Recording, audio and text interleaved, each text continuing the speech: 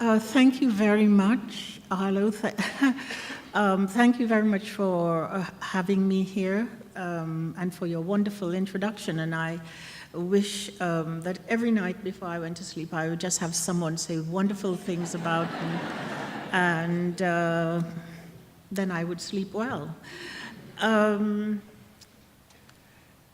I also want to, before I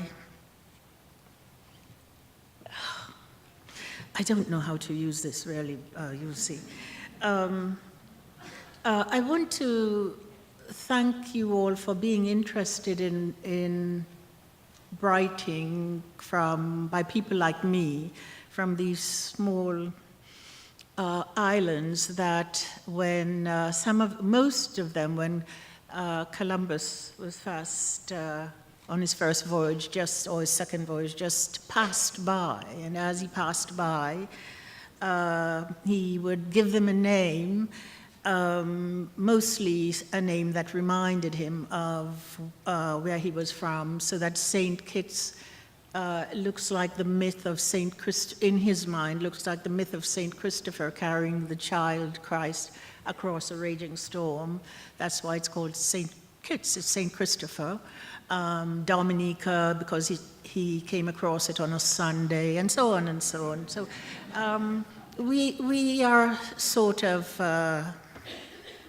the creation of some kind of appropriation, that first kind, and then of course the larger kind, which is really what I'm going to talk about. But I want to remember Derek Walcott, who was a great friend and support of me when I first started to write. He was like a father, and I never really had a father, so he was like a father in his generosity and love, and also humor. He was very funny.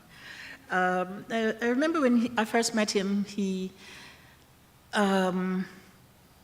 was giving a reading at the New York Public Library, and I went with Dorothea and Roger, my publisher, and his publisher also. He and I shared an editor, Pat Strawn. Anyway, I was seated in the audience, and before we hadn't met, and before he began to read his poems, he told the audience they should go and buy that week's New Yorker, because there was a wonderful story in it by me. And I was beside myself because I didn't think anybody read anything I wrote. And I write with the idea that no one will read it. So I want to remember him, and wherever he is, send my love.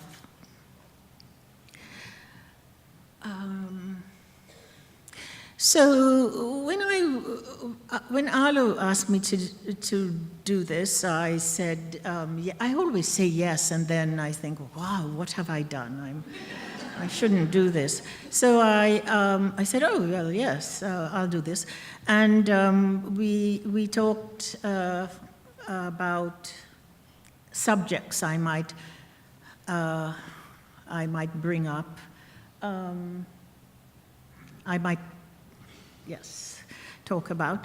Some of the subjects, well, two of them in particular, I have no real answers for, and maybe if I tell you, you will help me understand something. I'm always asking, is Edwidge here? Edwidge, are you here? Oh, hi. I'm always asking, what if the Haitian Revolution had failed? And I think about it all the time, because I say to myself, well, would Haiti be at least Cuba? What would have happened if it had failed? And people get very upset because they think I don't admire it. I actually do, and everybody who looks like me are very proud of it. And so proud of it. I think that every year, and we draw such strength intellectually, especially from the success of the Haitian Revolution, I think we should all just make a donation to Haiti, people who look like me, just to say thank you. And I'm going to do it. So, Edwidge, if you can find a fund, if you would, I will give you $5. If we all gave well, there are how many black people in America? 20 million, $5. If we all gave $5, I think it would be a big help. I can never understand what happened to Haiti. Well, I know, I understand it, but what if it had failed? Would it be Cuba? What would it be like? But it upsets people when I ask this. Then I thought, well, I won't go into that. But I did anyway, just now. And then the other thing I wondered, well, maybe I should have this as a topic, and it's this. In the Francophone Caribbean, and I'm thinking of two islands in particular, all the women writers are from Guadeloupe, all the men are from Martinique, and I don't know why.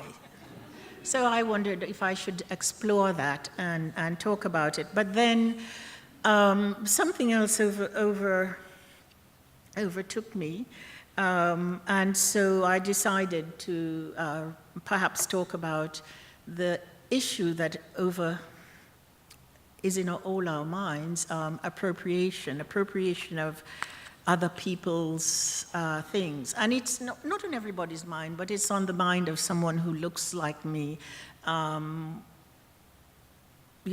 Something that's relegated to a small group of people, and for instance, young black men wearing their pants down on their hips. Everybody denounces it, and there were even suggestions they should be jailed.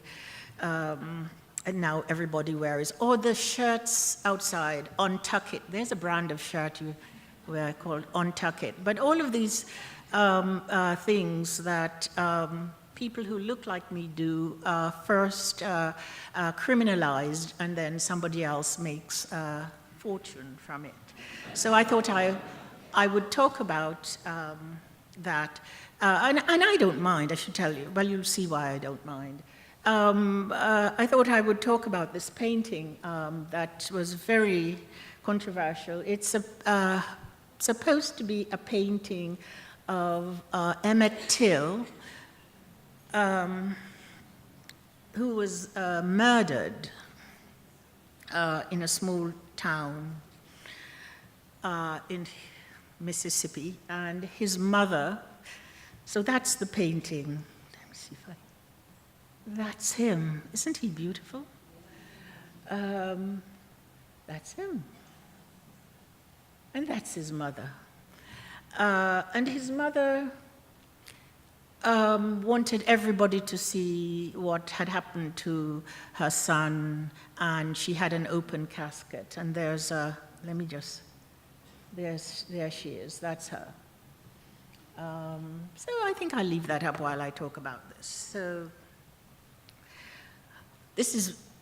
I was just saying, it's very difficult to write something for an audience, which this is, as opposed to my other writing, which I think no one will read, so I just write it a different way. But anyway, so in our rambling, Arlo's and mine, about the world, of the many injustices to be found in our present, I came on the subject of Emmett Till, a young boy murdered in a town in Mississippi for doing something young boys are said to do, though it turns out, had not done it at all. And the idea that a representation of his death, in particular a painting of his body, as he lay, mauled, his formerly alive body distorted by the violence and brutality that had led to his presentness, his all-encompassing realness, now lost to his mother, an extraordinary woman named Mamie Till Mobley.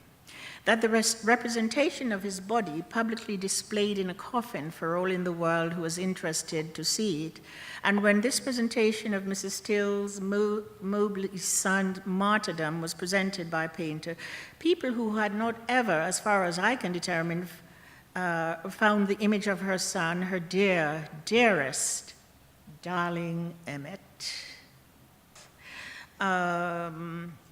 objected because the painting was made by someone who did not look at all like them, someone I think you would call white. I don't like that word.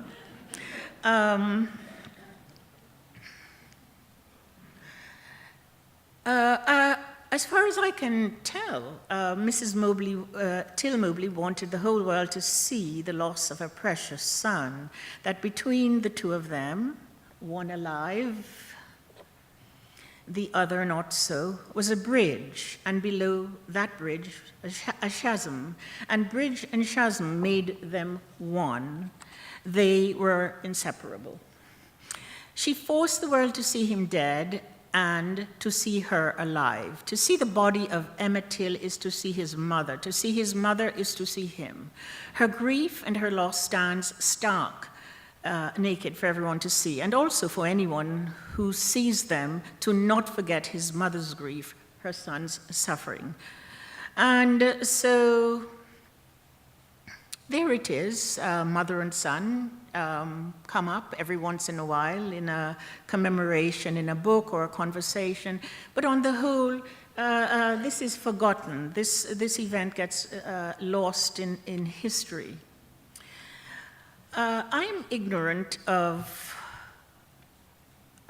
judging the worthiness of this painting. I don't know if it's a good painting or a bad painting. I know that when I see it, I remember Emmett Till and his mother, and so I am always grateful for anything that reminds me of this. I was watching the Dave Chappelle show on Netflix, the latest one, and he said, I thought something incredible. He said that Emmett Till's death led to a whole set of civil rights actions, and so his death wasn't in vain. And he does it brilliantly, and I thought, well, that's really true. But in any case, this painting caused people to stand in front of it because the point was that the painter was appropriating, taking something that was not hers and profiting from it, that she had turned the grief expressed by his mother for his loss into a commodity. And I thought that was really interesting. What does it mean, this obsession with appropriation?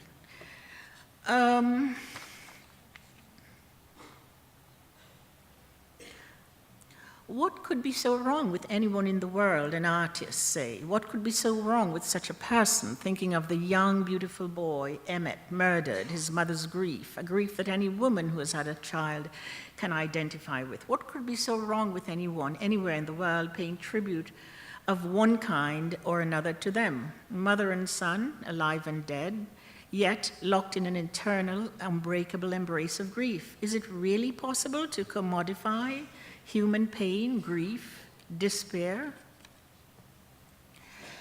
The theft of the bodies of the people of Africa, who were then brought to the part of the world with which they were not at all familiar, and then introduced into a situation with which they were also, again, not familiar, is a fact.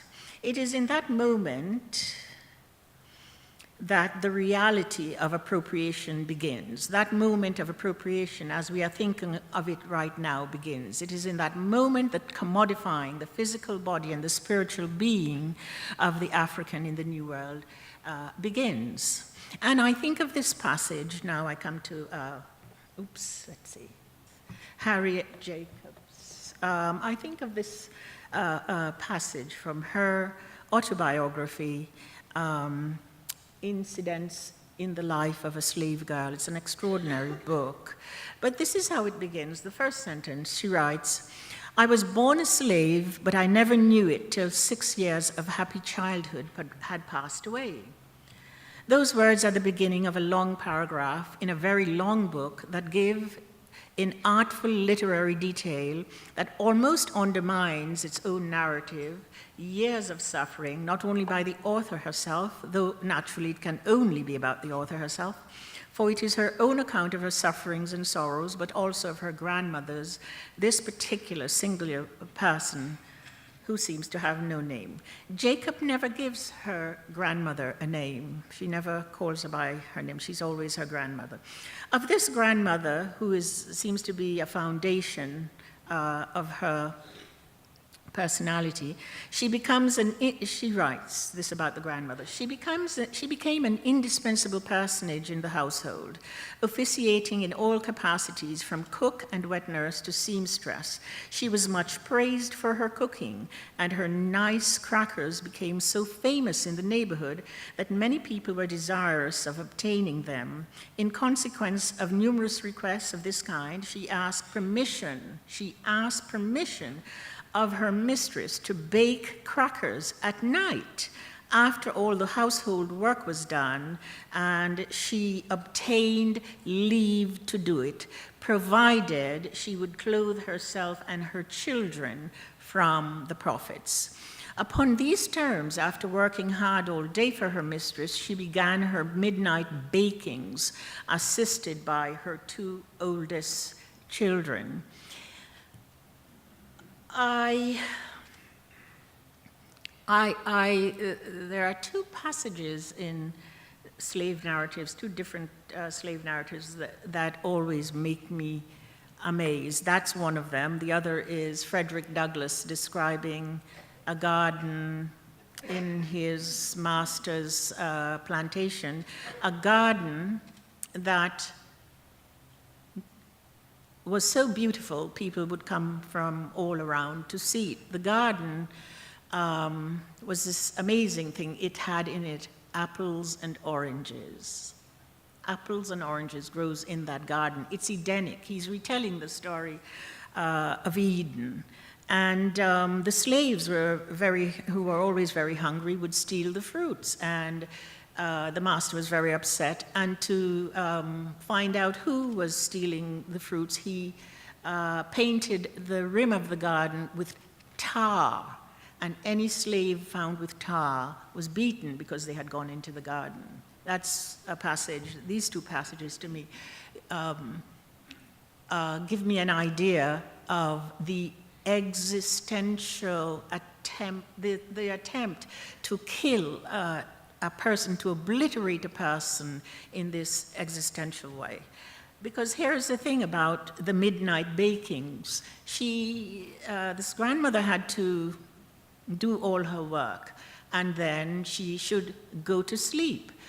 But she wanted to do something in the time she was asleep.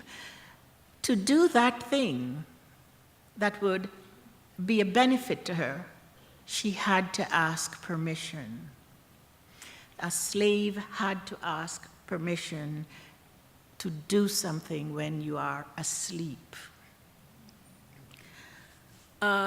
What Jacobs is telling us here is not so much about the possession of their black and enslaved bodies, but most important, an attempt by her grandmother to make a rightful and just claim to the fruit of her grandmother's womb, even in their sleep, even when they are asleep. What is sleep? Who are we when we sleep? Surely we are not in the possession of anyone when we are asleep.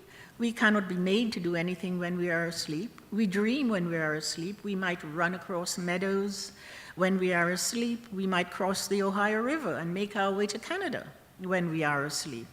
We might sell all our biscuits and use the profits to buy elaborate taffeta frocks. And in these elaborate taffeta frocks, we dance the night away in our mansions. All this in our sleep. In your sleep, again, some glimmer of your existence, the essence of your being, unimpeded by the thoughts or actions of others, some true essential you might become known only to you, and so belong to you and you only, in this state called sleep. But Harriet Jacobs and her grandmother and her grandmother's children were constantly robbed of this. Their inside and their outside was made a commodity, and the appropriation of the commodity, the attempt to completely possess the human being of African descent, is what still haunts us even now. It is in this original appropriation we are referring to.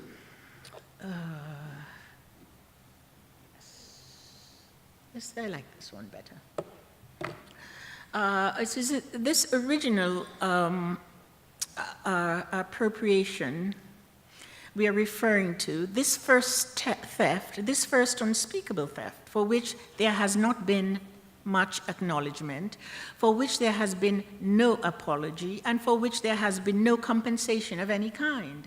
No matter how many times the descendants of Harriet Jacobs tried to get a hearing, a redress of this original injustice, they are met with derision or counter-arguments that are designed to wear them down and make them look ridiculous. And so the children, we, her children, are left to speak of such nonsense of appropriation as appropriating grief, when we see someone doing something, they are appropriating the way we shake our bottoms, the way we wear our hair, the art we create. Now, let me see if I can do this. No, I'm going backwards. Yes. In the civic square, here is another and essential and important act of appropriation. We know it all too well. It begins when, in the course of human events, it becomes necessary for one people to dissolve the political bands which have connected them with another, and to assume among the powers of the earth the separate and equal station to which the laws of nature and nature's God entitle them. A decent respect to the opinions of mankind requires that they should declare the causes which impel them to the separation. It continues, we hold these truths to be self-evident, that all men are created equal, that they are endowed by their Creator with inherent and inalienable rights, that among these are life, liberty, and happiness.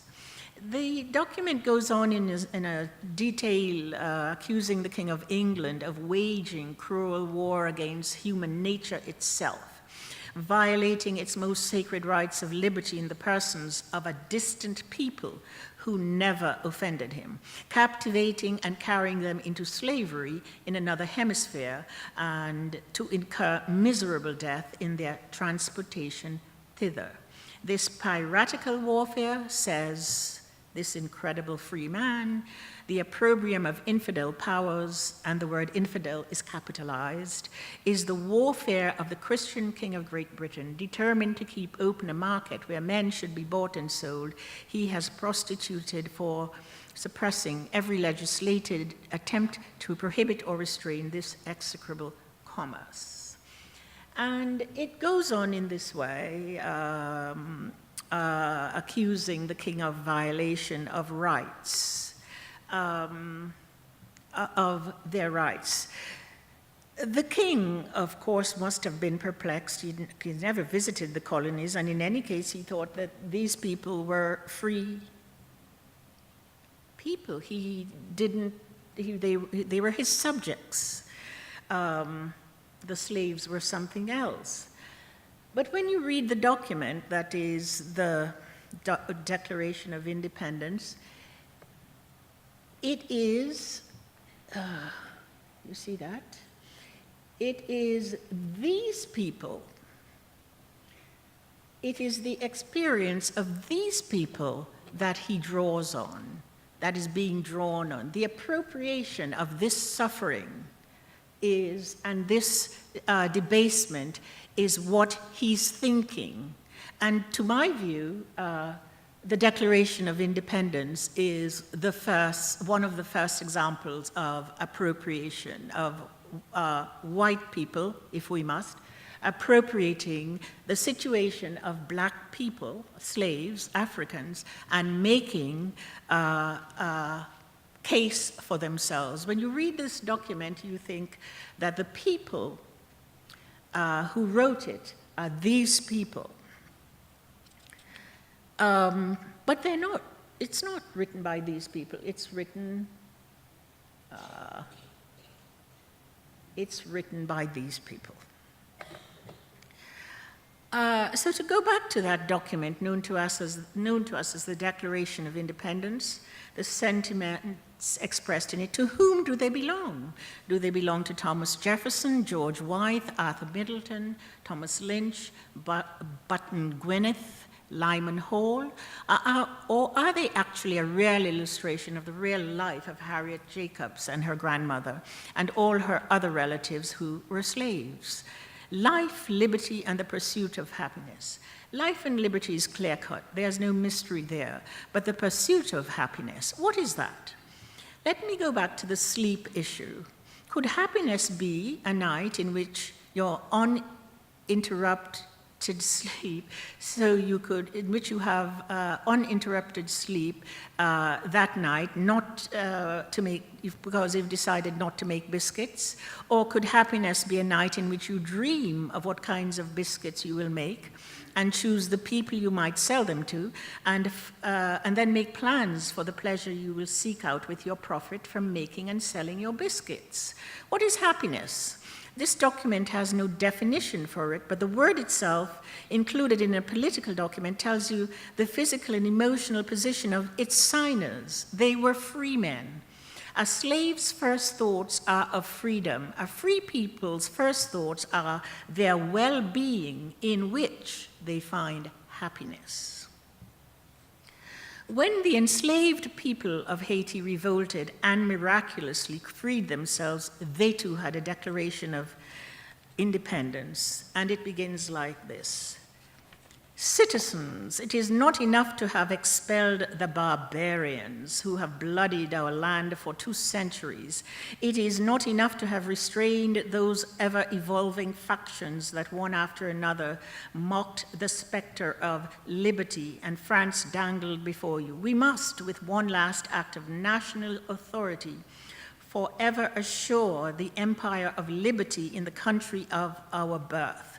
We must take any hope of re-enslaving us away from the inhuman government that for so long kept us in the most humiliating torpor. In the end, we must live independent or die. That's what a slave writes when he is free, not when in the course of human events. On freeing themselves through their own actions, this is the way the former slaves speaks. There is no reasoned argument to be made by the slave against her own enslavement, only a visceral verbal volley of words which seem unable to embrace reason, understandably so. In her newly free state, what can the slave appropriate from the former master? Empathy, kindness, civil society, an abiding love for the land in which she was born? How to be a person? The newly freed slave has no example. She has nothing in the line of a good person to appropriate from the master. The newly freed slave has to make it up for herself. She does, and she does a good job of making laws and art and fair ways to govern herself, but the former master does not let her alone to go on her merry way. The former master takes again and then subverts this new way she has made for herself. No, I always get it wrong.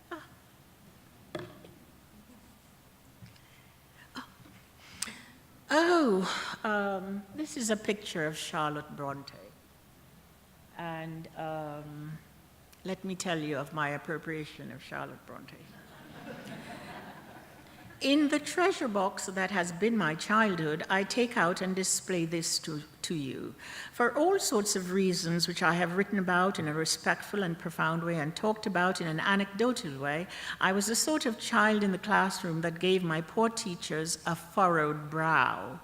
Around when I was 10 or so, to keep me occupied in class so that I would not distract my fellow students, my French teacher, a young man named Mr. Flax, thrust a book at me, placed me in a corner of the room and said to me, "Here, read this."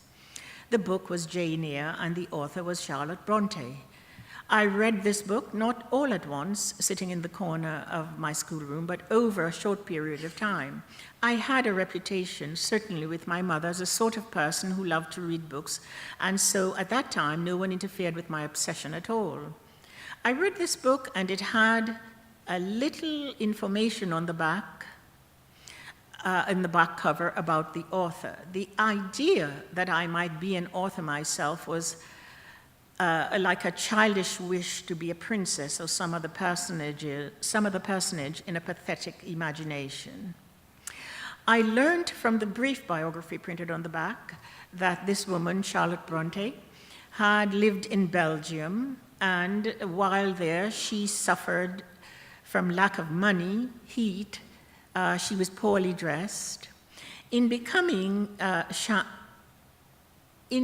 Charlotte Bronte as a child living on a small English-speaking island in the West Indies, I proceeded to dress myself up in too much clothes and to walk around with my thin frame in a crouch, the way I imagined someone living in the unfriendly temperate climate of Belgium, poor, hungry, and cold. The costume didn't last long. My mother sensibly bullied me out of wearing it, but the appropriation of this author and her book never left me. I can say clearly and truly that I then did not aspire to be a writer so much. I didn't know that was something people still did, write. I thought it had gone out of fashion. Serious literature. I had not read a book written in the 20th century until I was 19. I never read, through my adolescence,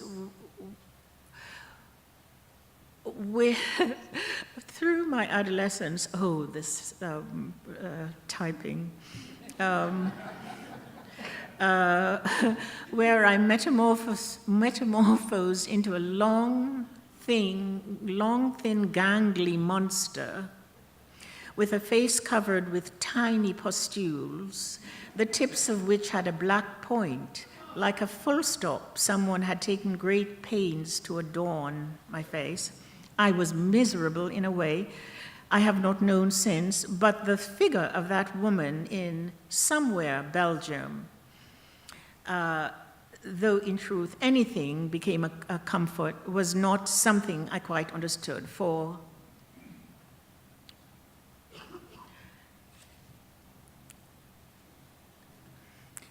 as I rambled on with or looking for a subject, I rambled on with all this, looking for a subject with Arlo, by the way. He was pleasant and sincerely solicitous. When I came to the end, he said the most surprising thing to me. He said, "So when did you realize Charlotte Bronte was white?" And I said, "I haven't yet." And I most likely never will. I wasn't prepared for his question, and my answer was a surprise to me. I had appropriated her essence, or something I felt was her essence, and it did not occur to me that she was white, whatever that is. Looking at it now, the idea of roping in my dearest Charlotte Bronte into the tawdry world of appropriation and possession is beyond me, especially since no one until her had imagined and made a female character living in the everyday world, suffused with the 7 virtues, and this made her supremely beautiful. So would Charlotte Bronte, looking at me now, and accuse me of appropriation, since so much of the way I am in the world, when I present myself as a writer, I owe to her and to her creation, the book Jane Eyre. Should she? If she did, I would have to answer yes. I've appropriated you. I wanted to be you. I wanted to be the character you made in your book. I knew nothing at all about you personally except the little biographical information that was on the back cover of that tattered paperback my French teacher thrusted at me, his bid to make me quiet in the classroom. All this I drank in and made of myself this person, a person who wrote a book called Lucy. Lucy is a character in another one of her books. I didn't know that at the time. So in the end, I want to thank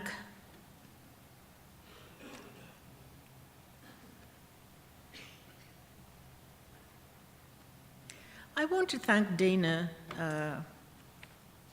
Schutz. If anybody knows her, if any of you in the audience know her, tell her that I thank her for making me think of something again, and that her appropriation is something quite universal and cannot be helped. All that we humans make belong to all of us. I really do believe that. And we must take from each other in goodwill and with grace.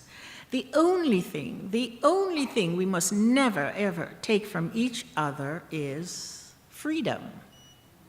Thank you.